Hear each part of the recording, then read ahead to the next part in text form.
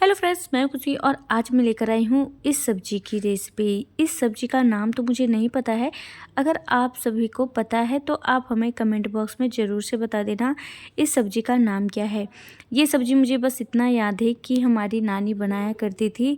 नानी और जो हमारी चचेरी नानी लोग होती थी, मम्मी लोग, वो लोग बनाया करती थी, है ना। पर इसका मुझे नाम नहीं पता। और बचपन में मैं इसकी सब्ज़ी खाई थी, है ना। और उसके बाद तो खाई नहीं। तो ये मुझे मार्केट में दिख गया, मैं ले आई और अभी हम इसकी सब्ज़ी बनाने वाले हैं। इसके लिए हमें इसे उबालना है सबसे पहले तो मैंने कढ़ाई में डाल दिया है पानी के साथ। और जब तक हमारा वो बॉयल हो रहा है तब तक हमें क्या करना है, प्याज लेना है। तो यहाँ पे 2.5 प्याज छोटा छोटा सा था, उसे लिया है। 4 हमने हरी मिर्च लिया है। और इसी के साथ हमें लेना होगा जो मेन चीज़ होता है, वो है सरसों का दाना, मतलब काली सरसों जो होता है ना, उसका दाना लेना है। जब आप इसकी ग्रेवी बनाओगे तो बिल्कुल मछली जैसा टेस्ट आएगा। साथ ही हमें एक टमाटर को भी ले लेना है, और ये ज़्यादा बड़ा साइज़ का नहीं है। और साथ ही हमें लहसुन की कलियाँ को भी लेना है। अभी हम इस लहसुन से कलियाँ को निकालेंगे। और ये देखो, इसका छिलका जो होता है ना, वो हमने नहीं निकाला है, बस मैं यूँ ही डाल दे रही हूँ। तो मतलब टोटल हमारा क्या क्या है, प्याज, टमाटर, हरी मिर्च, सरसों और लहसुन की कलियाँ, इन सारी चीज़ों को हमें क्या करना है, एक मिक्सर जार में डालना है और इसका हमें एक पेस्ट बनाकर तैयार कर लेना है। तो यहाँ पे आप देख सकते हो सारी चीज़ों को मैं डाल रही हूँ मिक्सर जार में, और उसके बाद मैं इसका एक पेस्ट बनाकर तैयार करूँगी। सारी चीज़ों को मिक्सर जार में डालने के बाद हमें डालना है थोड़ी सी पानी, ज़्यादा नहीं, बस थोड़ा सा पानी डालना है। उसके बाद हमें इसका पेस्ट बनाकर तैयार कर लेना है। तो अभी मैं आपको पेस्ट दिखाती हूँ किस तरह का पेस्ट बनाकर तैयार करना है। ये देखो, इस तरह से हमें पेस्ट बनाकर तैयार कर लेना है।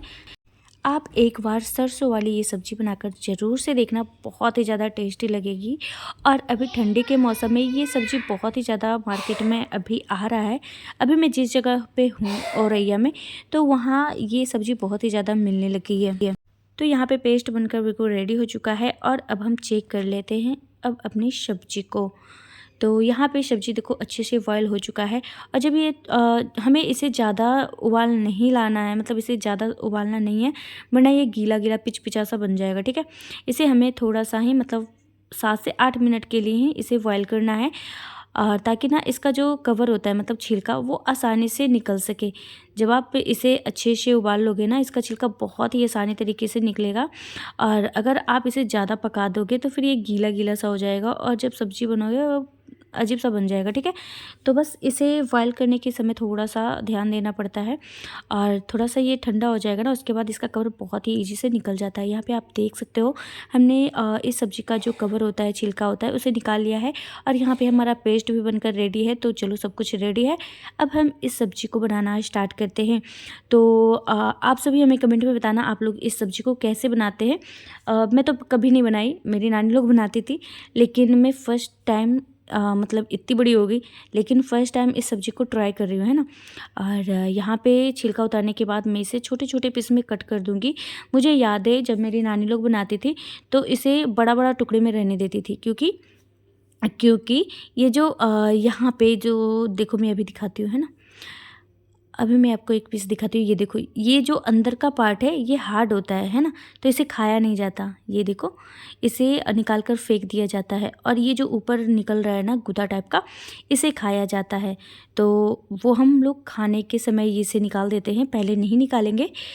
अब हम सब्ज़ी बनाना स्टार्ट करते हैं। यहाँ पे देखो, एक कढ़ाई को गर्म किया है, इसमें डाला है सरसों का तेल। सरसों के तेल में ही बनाना, तभी ये सब्ज़ी जो है ना वो काफ़ी ज़्यादा टेस्टी बनेगी। तो यहाँ पे आधा चम्मच के करीब जीरा को डाल दिया है, और जब जीरा चटक जाएगा इसमें हमें जो तैयार किया हुआ हमने पेस्ट रखा था उसे इसमें डाल के अच्छे से पकाना है। इस मसाले को पकाने में हमें जल्दबाजी बिल्कुल नहीं करनी है। गैस को हमें कम कर देनी है, मतलब मीडियम फ्लेम पे कर देना है, और इन सारे मसालों को अच्छे से हमें पकाना है।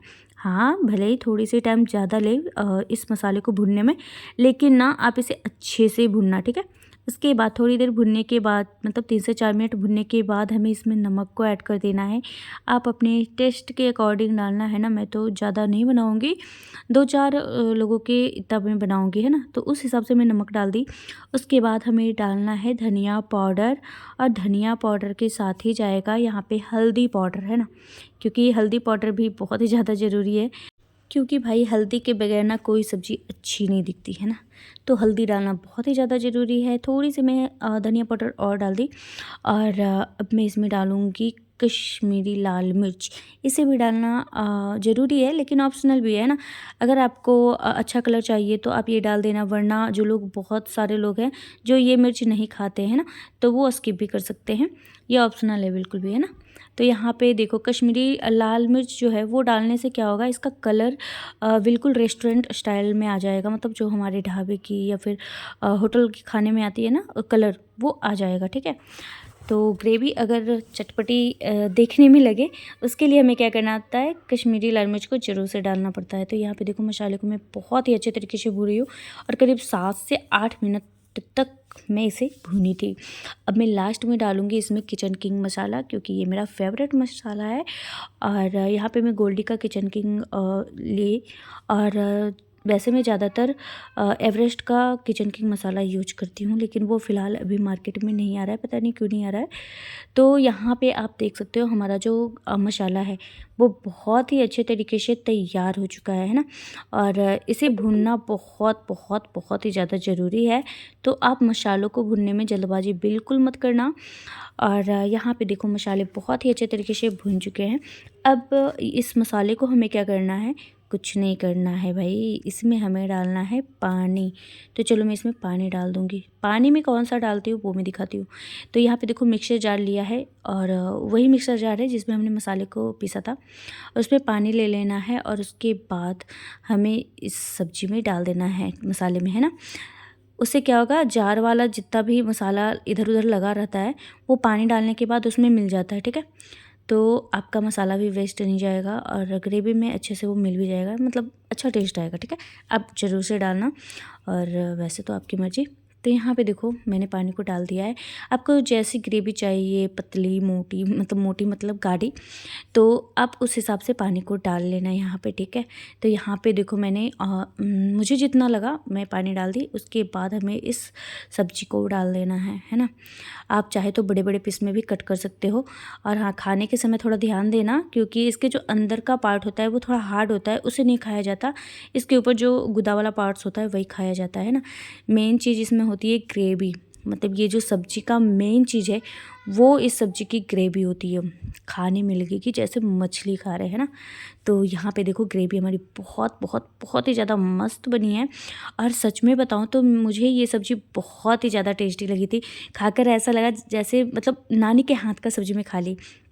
क्योंकि मुझे याद है बचपन में मेरी नानी बनाया करती थी बहुत सारा, मतलब एक बड़ा सा कढ़ाई में बनाती थी और सबको बाँटा भी करती थी, है ना। और बहुत सारे लोग आते भी थे तो मांग मांग के खाते थे मेरी नानी के हाथों का ये सब्जी, है ना। और गांव में तो वैसे भी ये बहुत ही ज़्यादा होता था। अभी जब से मैं मेरी शादी हुई थी तब से ये मैं सब्ज़ी देखी नहीं थी। जैसे मैं पहले गोरखपुर साइड में थी तो वो मैं वहाँ मिलता नहीं था ये सब्ज़ी, लेकिन यहाँ औरैया साइड में हूँ तो अभी ये मिल गया है। तो भाई कोई नहीं, इस सब्ज़ी को तो ट्राई करना बनता था ना, वैसे भी ठंडी है और ठंडी के दिनों में ही ये सब्ज़ी मुझे याद है खाया जाता था, है ना। तो भाई हमारी ये सब्ज़ी है जो बनकर बिल्कुल रेडी है। ग्रेवी को थोड़ा सा ज़्यादा रखा है मैंने, क्योंकि मैं इसे चावल और रोटी दोनों के साथ खाने वाली हूँ। तो चावल के साथ खाना है ना तो ग्रेवी को थोड़ा सा पतली ही रखनी पड़ेगी, ठीक है। अगर आप रोटी के साथ खाना चाहते हैं तो गाढ़ा रख लेना, या फिर इस टाइप की भी ग्रेवी रखोगे ना तो चलेगा, ठीक है। और इस सब्ज़ी को एक बार बनाकर आप ज़रूर से देखना, पता है खाने के बाद लगेगा जैसे आप मछली खा रहे हो, है ना।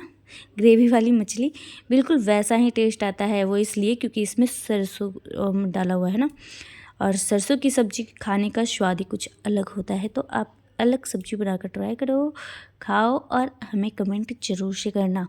तो भाई किस किस को लग रही है ये मछली वाली सब्ज़ी।